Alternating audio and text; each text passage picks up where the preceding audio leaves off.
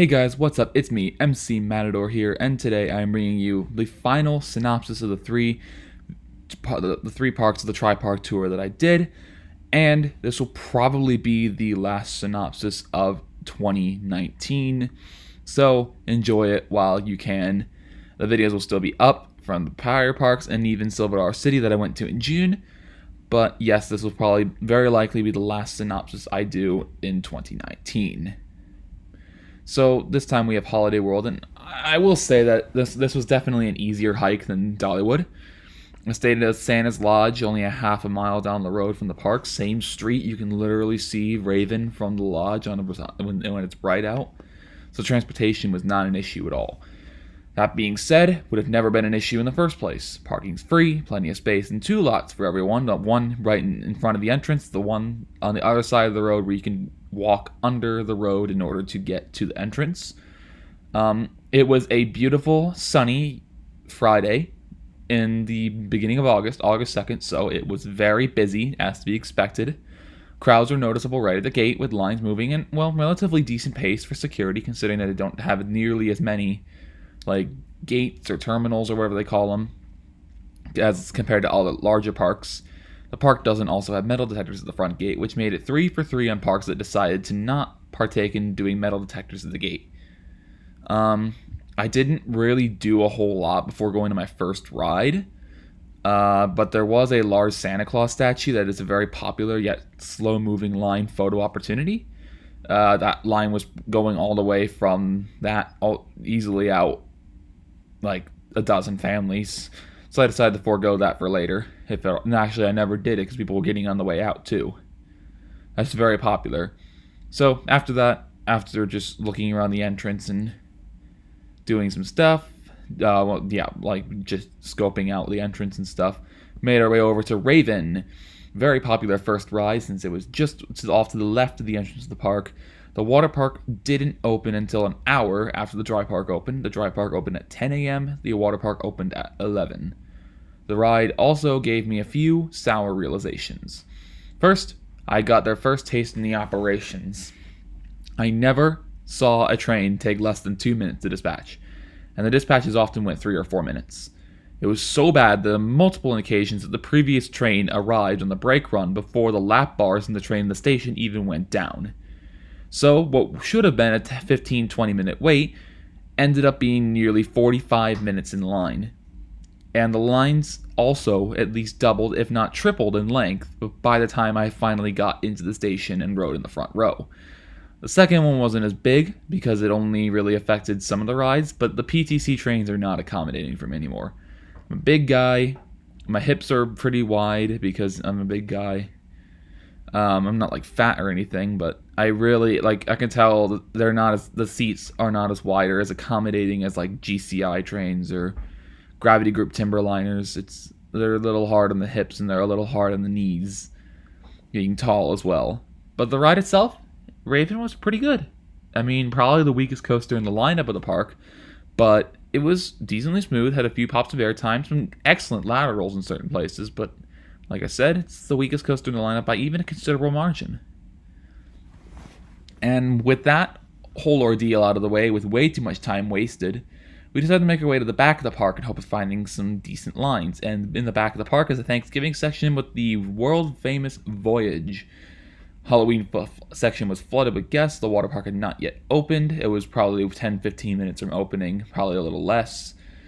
I did find a considerable difference in crowds in the back of the park, since you have to walk past the two entrances to the water park in order to get to the Thanksgiving section, so you only had to wait 20 or 30 minutes for Voyage. Much to my dismay, though, Voyage was the biggest disappointment of the entire trip. There were some definite smoothness issues, jackhammering at the bottom of drops, jarring transitions, airtime was nowhere near as impressive or world record holding as it seemed. 27 seconds of airtime, I had a completely hard time believing that, because the airtime I got was there, but it was nowhere near as strong as pretty much even most every steel coaster. I love a good wind coaster, but I get stronger airtime on most every GCI. You see big hills and you expect floater ejector airtime, but you don't really. It's just kind of disappointing. I was sitting towards the very front of the train as well, I will say that also, since the operations are also pretty bad as well, because like last time, the previous train completed the entire circuit and was stacked before the next train dispatched. Oh, and they were running 2 trains on it too.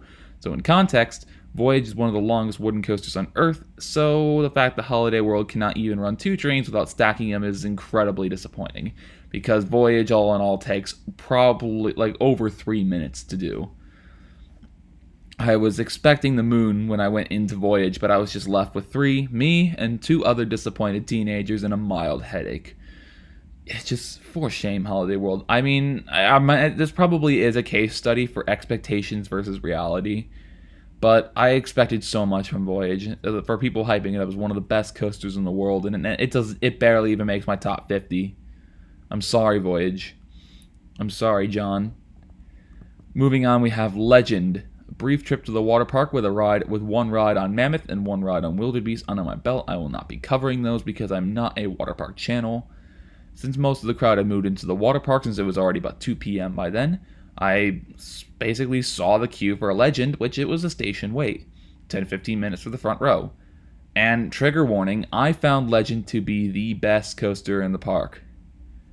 It was surprisingly smooth, minus a few moments. The bottom of some drops, not even the first drop, the bottom of the second and third drop before that turnaround by the water park, did have a bit of jackhammering. The double helix, the double upward helix was a little shaky, but I probably could have been remedied if I sat in the front right seat instead of the front left, because of like circular forces, normal forces, and circular motion.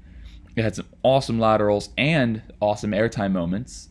Like, I got stronger pops on Legend than I did on Voyage, and a surprisingly long and complete feeling ride. Like, I have this one pegged up with mid-tier GCIs like Apocalypse at Six Flags Magic Mountain. And I really think I'm the only person in any sort of circle to think this. A lot of people don't think highly of Legend, and I was extremely surprised. And honestly, the ride was the most enjoyable and re-rideable ride in the park. Like, it was super good. Well, okay, re-rideable goes to Thunderbird because it's not rough at all, but a most enjoyable ride in the park definitely for Legend. And more re-rideable than both the wooden coasters in the park. This thing doesn't get talked about enough. Maybe I went on an extremely good day. Maybe I actually rode it properly. But this thing, even having been on several bad wooden coasters, and been on the 3 other coasters in the park prior to that, Legend was really good. And I got, I think, 3 rides on it. The only ride, I did get the one of 2 rides that I got re-rides on. Now we have a Thunderbird, a long hike up a winding trail, very terrainy, uphill, and I finally get a sight of this one-of-a-kind wing coaster. I do believe it is the best wing coaster that I've ever ridden, having the launch and a surprisingly complete and long layout. It does not beat the other wing coasters by a large margin, which further instates that the wing model is a weaker model of coaster from the same manufacturer, B&M. I even prefer dives to most wings. The real star of the ride is the positive G-forces and the compact layout, and the compact trains too. And the layout, some people say it's short, but I think it was long enough.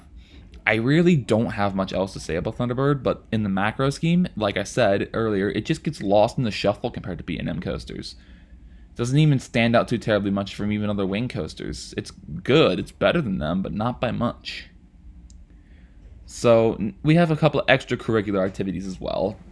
After the utter disappointment of Voyage, after my first ride and a mild headache, I decided to get some laughs on Gobbler Getaway, which is just utterly hilarious in design and concept, with a modest air-conditioned queue to top. The capacity, of course, is an issue of 4 people per ride vehicle, but they were pushing people out fast enough. And nobody complains about a long line there since, like I said earlier, the queue is air-conditioned. I did walk the rest of the park while my younger cousin and my younger brother were the same people I was with at Kentucky Kingdom and Dollywood were in the water park doing their thing. Those 2 are better friends than I am with either of them. And I was just walking around the rest of the park where the coasters don't lie, because I hadn't seen 4th of July, I hadn't seen Holidogs Funtown, I hadn't seen the area by Mayflower and Great Turkey Chase. I wanted to go check out that area behind the Merry Marketplace to get to the back of 4th of July. So I really want to get some places and just see everything I needed to see. And I walked past a considerable amount of street shows, which goes to show how much Holiday World seems to care about entertainment. I noticed quite an abundant amount of character appearances too. Holodog, Kitty Claus, their Halloween, Black Cat, and Sam the Eagle, their 4th of July character, and Holodog. Did I say Holodog first? Yeah. They were in the main plaza 1 or 2 at a time in the Christmas area, at the very most every 15 minutes at its peak. It did wind down as the park got closer to closing, but like to every 30, then 45, then hour. But yes, there was definitely, they do care a lot about character appearances. I also did run into a paradox too, where they had Sam the Eagle on a street show, or is it George? It's Sam the Gator, it's George the Eagle, right? They had George the Eagle on a street show in front of the Liberty Bell, and there was George the Eagle at the same time in the Christmas area as the general meet and greet. And so there was just kind of a paradox there, which made me laugh. I also ate a modestly priced lunch at Merry Marketplace, which just opened up this past spring for the new 2019 edition, bow tie pasta with Alfredo sauce and chicken for $8 plus sales tax. Food wasn't really anything to write home about, but I liked the reasonable price on it. Get a similar meal at Six Flags, you'll get a larger portion, but for $15. The portion was kind of small, I will admit. The free soda that you get, free Pepsi products, and free SPF 30 sunscreen, although oily, is a great amenity, and you can't complain about free stuff. Everyone needs sunscreen, everyone would like to have some sort of hydration. You can get water if you really want to, but free Pepsi products is absolutely fantastic. It really goes to show that Holiday World cares about customer service. Would I recommend Holiday World? Absolutely. My biggest takeaways for the park are that a lot of what you pay is upfront. You could pay up to $50. I paid $40 because I went on a Friday during peak hours. It's even cheaper on like Monday through Thursday for like $30 or $35. Free parking, free soda, water, free sunscreen, and no upcharge attractions, no upcharge water park, nothing. You only pay money for food, lockers if you opt in for one, which even then the lockers are $10 flat for a regular, which you can open unlimited amount of times with a wristband with a barcode on it.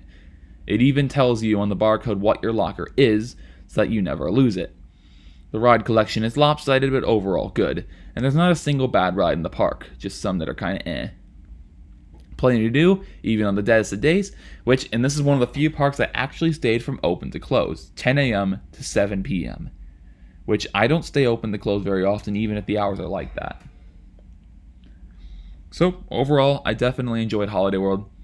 It's a phenomenal park that I recommend to anyone in the area, and it is part of the synonymous Tri-Park Tour. Not my Tri-Park Tour, but the Ohio Valley Belt, to call it, or something like that, which is Kings Island, Kentucky Kingdom, and Holiday World, all really close to the Ohio River and the Ohio, Indiana, and Kentucky borders, to where you can basically get to each of those 3 parks within 2 hours of each other, probably even through one interstate. So, honestly, I would recommend, if you're doing that belt, which a lot of people have, I would definitely recommend coming here. Otherwise, I'd definitely recommend coming here anyhow. Even if Voyage is a disappointment, who knows? Maybe other people will like it better than me. I've seen a lot of people say it's completely quality despite my experience, and people will have their opinions.